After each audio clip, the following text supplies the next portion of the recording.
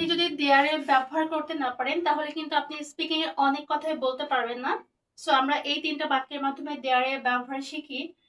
So আমরা দেয়ার ব্যবহার করে কখন সেন্টেন্স মেক করব বা কখন কথা বলবো, যখন কোনো জায়গায় কোনো কিছু আছে বোঝাতে, কোনো জায়গায় কোনো কিছু আছে বোঝাতে আমরা কি দেয়ার ব্যবহার করব, দেয়ার ব্যবহার করব। আর যদি আমরা বর্তমান সময়ে কিছু বোঝাই তাহলে আমাদের কি হবে, অক্সিলারি ভার্ব ইজ অথবা আর হবে, ইজ অথবা কি আর হবে। আর যদি আপনি পাস্ট বোঝান তাহলে ওয়াজ অথবা কি ওয়্যার হবে।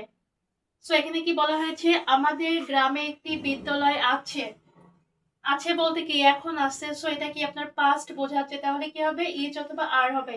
সো আমরা আর কখন ব্যবহার করব, যদি প্লুরাল হয় তাহলে হচ্ছে আর হবে, আর সিঙ্গুলার হলে ইজ হবে।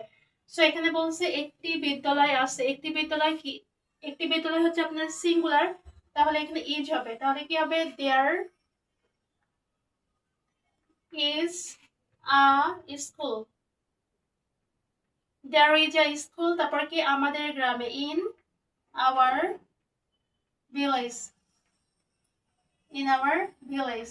এরপর হচ্ছে কি আমাদের গ্রামে একটি বিদ্যালয় নেই, জাস্ট আমরা কি অ্যামিজারের সাথে আমরা একটা নট বসাই দেব, তাহলে কি হবে এখানে, দেয়ার ইজ নট, তাহলে কি there is not, there isn't a school in our village, in our village. So আমরা কিন্তু ইজ নটটাকে ইজন্ট বলতে পারি, there isn't a school in our village.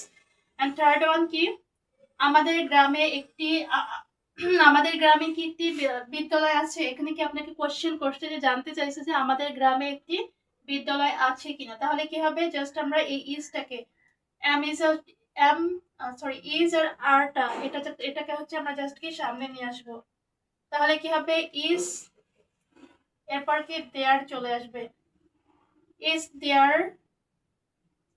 A school